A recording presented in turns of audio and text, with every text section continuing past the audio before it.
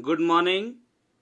मैं Deepak Sharma, assistant professor, department of commerce, Gossner college, Ranchi, आपके लिए कॉरपोरेट लॉ का पहला वीडियो लेकर आया हूं।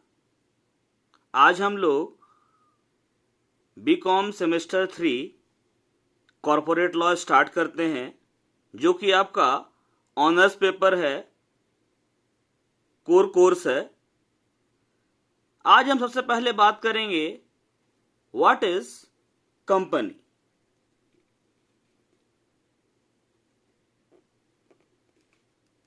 What is company. तो कंपनी के बारे में हम जो आपने पहले भी पढ़ा होगा क्लास 12th में, 11th में, company is an artificial person created by law having separate entity apart from the members constituting it with a perpetual succession and common seal। Company एक कृत्रिम व्यक्ति है जिसका निर्माण कानून के द्वारा होता है। इसको बनाने वाले सदस्यों से पृथक वैधानिक अस्तित्व होता है।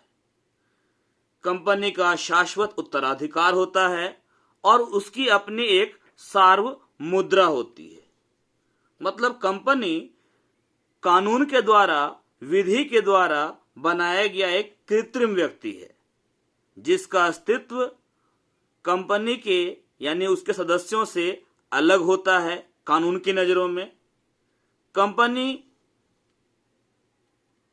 अनंत काल तक चलती रहती है और उसकी अपनी एक सार्वभौम मुद्रा होती है।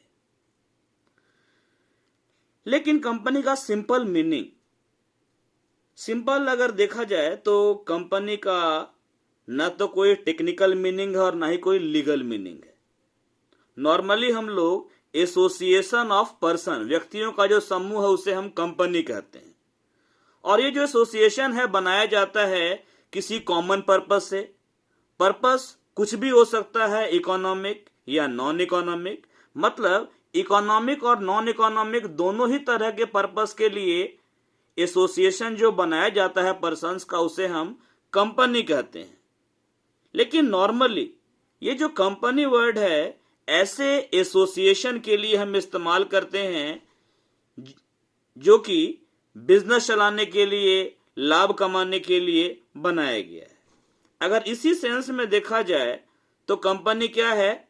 कंपनी एक वॉलंटरी एसोसिएशंस है पर्सन्स का who have come together for carrying on some business and sharing the profits there from.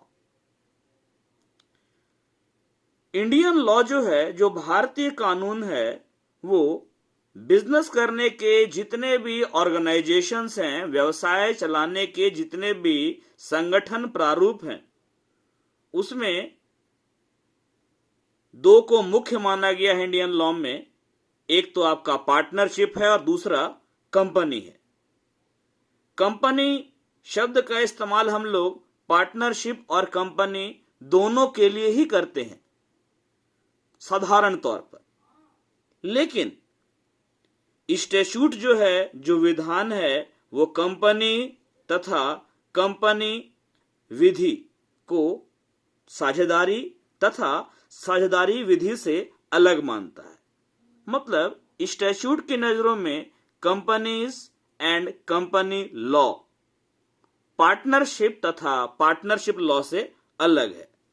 Partnership law जो भारत में है वो कोडिफाई किया गया है पार्टनरशिप एक्ट 1932 के तहत तथा लिमिटेड लायबिलिटी पार्टनरशिप एक्ट 2008 के तहत। मतलब एक तो है आपका इंडियन पार्टनरशिप एक्ट 1932 और दूसरा लिमिटेड लायबिलिटी पार्टनरशिप एक्ट 2008। ये जो दोनों ही कानून है, ये दोनों ही पार्टनरशिप के लिए हैं और दोनों ही अधिनियम, दोनों कानून का आधार क्या है? Law of agency. मतलब पार्टनरशिप में जितने भी पार्टनर हैं वो आपस में एक दूसरे के एजेंट होते हैं, उनके बीच में एजेंसी का संबंध होता है, उनके बीच में आपसी ट्रस्ट होता है, म्यूचुअल ट्रस्ट, आपसी भरोसा होता है, जिस कारण से वो लोग मिलकर व्यवसाय को संचालित करते हैं, बिजनेस को कैरी करते हैं और जो प्रॉफिट होता है उसे बांट लेते हैं। लेकिन जो एसोसिएशन मतलब पार्टनरशिप में क्या है कि मैक्सिमम 50 मेंबर्स पार्टनर हो सकते हैं।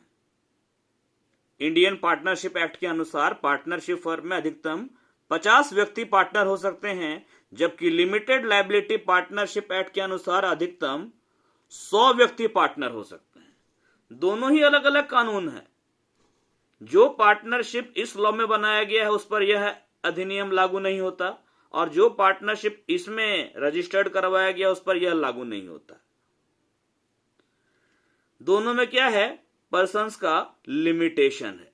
लेकिन अगर हमें कोई ऐसा बिजनेस करना है जिसके लिए 50-100 व्यक्तियों से काम नहीं चलेगा, उससे ज्यादा व्यक्तियों की आवश्यकता है, तो हम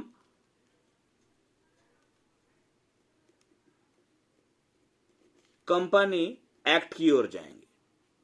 कंपनी एक्ट जो है 2013 में भारत में रीअमेंड किया गया, फिर से बनाया गया।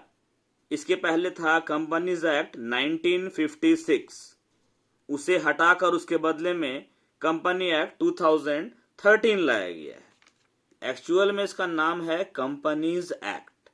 ये जो कंपनीज एक्ट 2013 है, इस एक्ट में हम लोग कंपनी रजिस्टर्ड करवा सकते हैं, इकोनॉमिक पर्पस के लिए भी और नॉन इकोनॉमिक पर्पस के लिए भी। मतलब अगर हमारा purpose art, culture, science, sports activity, इसको बढ़ावा देना है तो इसके लिए भी कंपनी बनाई जा सकती है।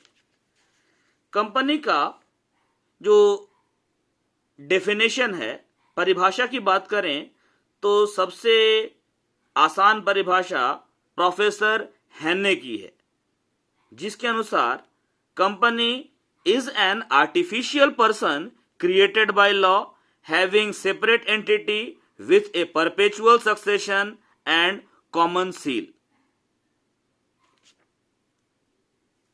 जी आपका प्रोफेसर एल.एच. हेने का डेफिनेशन है, जो कि उन्होंने कंपनी के बारे में दिया था। A company is an artificial person created by law having separate entity with a perpetual succession and common seal। Company कानून के द्वारा, विधि के द्वारा बनाया हुआ या बनाई हुई एक कृत्रिम व्यक्ति है।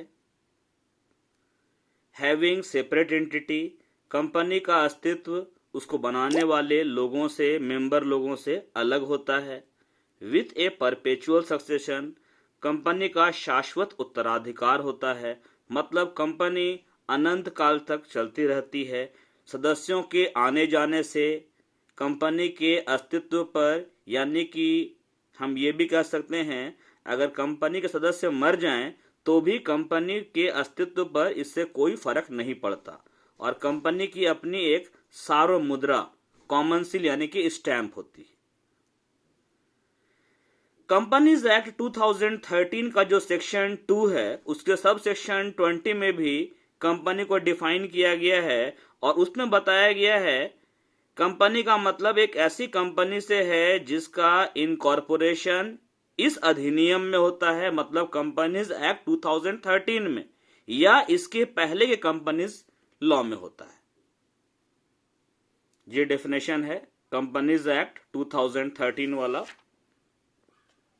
कोई भी कंपनी तब कही जाती है जब उसका इनकॉर्पोरेशन कंपनीज एक्ट में हो चुका हो।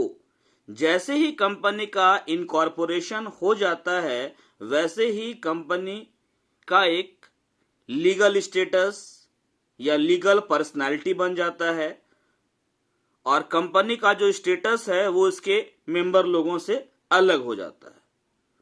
और इसके बाद में जब कंपनी रजिस्टर्ड हो जाती है तभी वो कंपनी कहलाती है। उसे हम कहते हैं क्रिएटेड बाय लॉ, और वो केवल लॉ ही है जो कंपनी को रेगुलेट करता है या कंपनी को मॉडिफाई कर सकता है या अल्टीमेटली कंपनी को डिसॉल्व कर सकता है। कंपनी का जो सिस्टम है ये बहुत हद तक क्या कहें, टोटली डेमोक्रेटिक है। जिन लोगों का पर्पस सेम है वो सारे लोग अपना एसोसिएशन बनाते हैं। बनाने के बाद में वो लोग कंपनी रजिस्टर्ड करवाने के लिए कंपनी रजिस्ट्रार के पास में एप्लीकेशन देते हैं।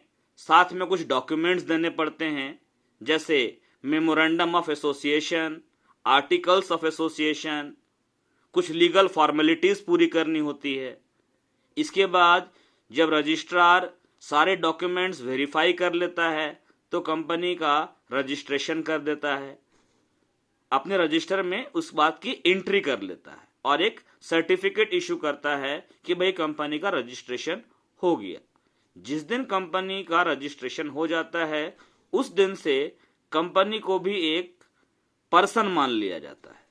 पर्सन कौन सा पर्सन?